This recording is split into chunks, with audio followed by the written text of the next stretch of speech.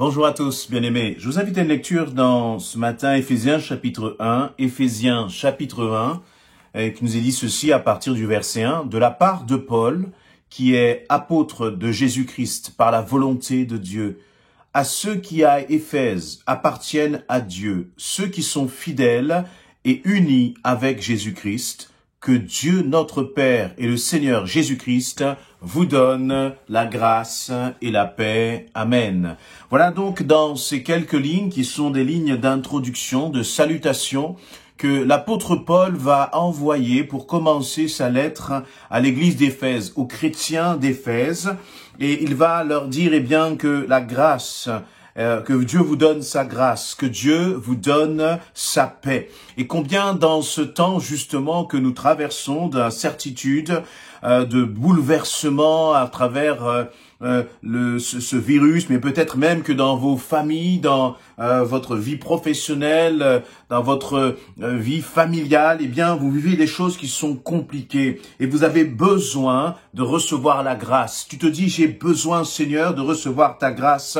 J'ai besoin que tu me donnes ta paix. Et c'est ce que, en fait, comme Paul va souhaiter cela à l'église d'Éphèse. Il dit que Dieu, notre Père et le Seigneur Jésus-Christ vous donnent la grâce et la paix. Et là, ce qui est intéressant, et je voudrais qu'on passe quelques minutes sur ce point-là, c'est qu'auparavant, il va dire, en fait, il va s'adresser à ceux qui à Éphèse appartiennent à Dieu, ceux qui sont fidèles et unis avec Jésus-Christ. Donc, Paul est en train d'écrire à l'église d'Éphèse, mais on a l'impression qu'il ne s'adresse pas à toute l'église d'Éphèse. Il s'adresse à, comme à un troupeau particulier, à un peuple qui est particulier à Éphèse, et ce qu'ils ont de si particulier, il dit, ceux qui, à Éphèse, appartiennent à Dieu, ceux qui sont fidèles et unis avec Jésus-Christ. Ceux qui sont fidèles et unis à Christ, ceux qui appartiennent à Dieu, c'est ceux-là même qui seront au bénéfice de la grâce et de la paix de Dieu. Et c'est intéressant de voir que Paul ne va pas dire, aux chrétiens d'Éphèse. Il va aller plus loin dans cela, plus profondément. Il va être plus clair et plus précis qu'une simple étiquette, qu'une simple, nom de dénomination. Voyez, on aurait pu dire, mais moi je suis chrétien, donc, j'hérite de la grâce et de la paix. La réalité, c'est que tu hérites de la grâce et de la paix, premièrement, si tu appartiens à Dieu, si tu es fidèle, si tu es uni avec Jésus-Christ. Je vous propose qu'on puisse passer quelques minutes justement à réfléchir à ces 3 points. 1, appartenir à Dieu. 2, être fidèle. 3, être uni à Christ. Et si tu veux être au bénéfice de la grâce, si tu veux être au bénéfice de la paix de Dieu, il va falloir que toi et moi, nous remplissions ces 3 conditions. Appartenir à Dieu. Qu'est-ce que cela signifie pour nous concrètement? Cela veut dire que je ne m'appartiens plus à moi-même. Tu ne t'appartiens plus à toi-même. C'est-à-dire que ton corps n'est pas ta propriété, elle est la propriété de Dieu. Tu ne peux plus faire et agir n'importe comment, comme toi tu le désires, comme tu le veux. Pourquoi? Parce que tu appartiens à Dieu.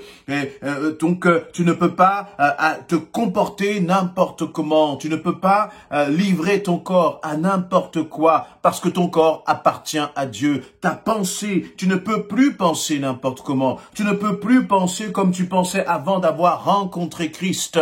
Tu ne peux plus décider de faire ce que tu veux sans tenir compte de la parole de Dieu, sans tenir compte de la volonté de Dieu avant d'agir. Pourquoi? Parce que tu appartiens à Dieu. Et d'ailleurs, même, je dirais que c'est notre façon de penser, c'est notre façon de nous comporter qui vont nous dire si oui ou non nous appartenons à Dieu. Il ne suffit pas de dire je suis chrétien, mais il faut plutôt se dire, Seigneur, si j'agis d'une façon qui t'est conforme, alors je t'appartiens. Si je le désire avec mes actes, avec mes paroles, avec mes dons, avec mes talents, de te servir et de faire ta volonté, alors cela signifie que j'appartiens à Dieu. Et c'est ce qui est important, c'est le premier point, appartenir à Dieu. Appartenir à Dieu. Et ensuite, il va dire ceux qui sont fidèles. Qu'est-ce que cela signifie? Qu'est-ce que cela peut signifier d'être fidèle à Christ? C'est-à-dire d'être quelqu'un qui ne renie pas Dieu dans mes agissements, là aussi, dans mon comportement, dans ma façon de penser. Comment te comportes-tu lorsque tu dois pardonner? Comment te comportes-tu lorsque tu te sens offensé? Est-ce que tu veux rendre coup pour coup ou est-ce que tu te dis je dois pardonner? Parce que, je vais être fidèle à la pensée de Dieu. Je vais être fidèle à Christ. Être fidèle à Christ, c'est agir en toutes circonstances comme Christ voudrait. Vous voyez, et ce qui est intéressant dans la notion de fidélité, c'est qu'on est fidèle en tout temps. Le mari est fidèle à sa femme, même quand son épouse n'est pas là. Et je dirais même, surtout quand son épouse n'est pas là. Et être fidèle à Christ, c'est être fidèle à Christ en tout temps, quelles que soient les circonstances. Parfois, lorsque nous sommes blessés, lorsque nous sommes heurtés par les autres, lorsque parfois, nous souffrons, nous utilisons cette souffrance comme alibi pour dire ce n'est plus possible, voici comment je vais agir. Et malheureusement, face à la souffrance, parfois, nous n'agissons plus comme Dieu veut. Mais nous disons cette souffrance est tellement insupportable que je vais réagir comme je le veux, même si ce n'est pas conforme au Seigneur, et le Seigneur me fera grâce. La réalité, c'est que nous devons rester fidèles à notre Dieu, quelles que soient les circonstances. Christ nous a montré l'exemple. Il est monté à la croix. Il s'est laissé crucifier. Il s'est laissé rabaisser et humilier. Il n'a pas renié le Père, mais il est resté fidèle au Père en toutes circonstances. Et nous aussi, quel que soit ce que tu traverses, il est important que toi et moi, nous restions fidèles à Christ, attachés à Christ, voyez. Et là, c'est ce qu'il va dire. Pierre, par exemple, lorsqu'il était dans la prison, jeté en prison, persécuté, Jean aussi, les apôtres, Étienne qui s'est fait décapiter, ils vont rester attachés, fidèles à Christ, même si les circonstances ne s'y prêtaient pas, même si c'était au prix de leur vie. Mais vous voyez, ce sont ceux qui sont fidèles à Christ en toutes circonstances qui héritent de la grâce et de la paix.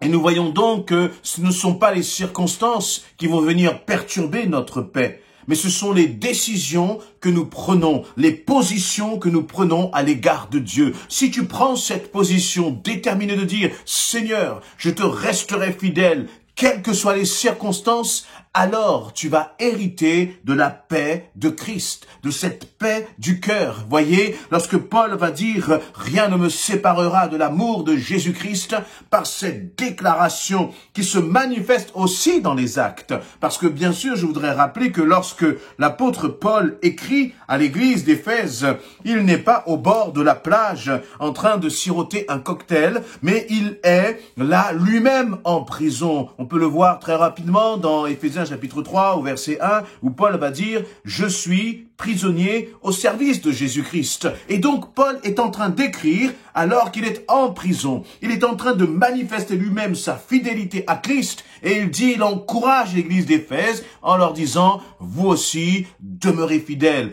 Quelles que soient les circonstances. Je trouve que c'est un vrai encouragement pour chacun de nous. Peut-être aussi une prise de conscience que celui qui écrit lui-même est en prison. Que celui qui écrit et qui encourage les autres à rester fidèles, lui-même est dans une situation difficile. Et c'est fort parce que cela nous dit une chose, c'est que toi aussi, si tu es enfant de Dieu, si tu es mature spirituellement, même dans les circonstances difficiles, Dieu peut se servir de toi pour encourager les autres à la fidélité. Et d'ailleurs, si on prend le temps de réfléchir un peu, si je reçois un encouragement d'un frère, d'une sœur qui souffre, cet encouragement aura beaucoup plus de poids qu'un encouragement de quelqu'un qui va bien. Parce que je vais être interpellé, je vais dire, mais celui-là qui souffre, il est en train de m'encourager. Seigneur, je ne peux pas me plaindre, mais je ne peux que demeurer et rester fidèle.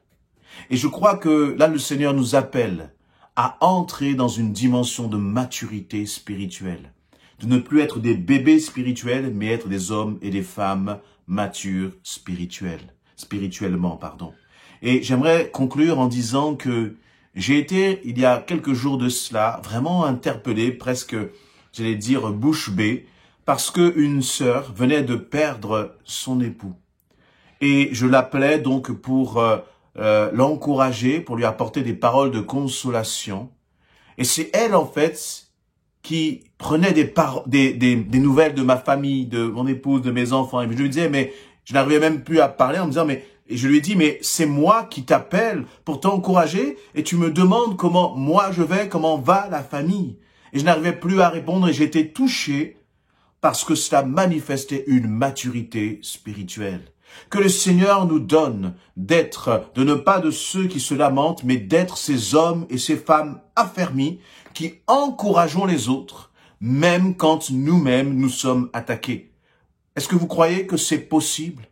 Est-ce qu'on peut mettre nos pensées, j'allais dire, charnelles de côté, notre mentalité humaine de côté? Si Paul l'a fait, si Paul était capable d'encourager l'église d'Éphèse, de nous encourager nous aussi 2000 ans plus tard, alors que lui était en prison, je crois que le Saint-Esprit qui vit en nous peut t'utiliser pour toi aussi être un encouragement.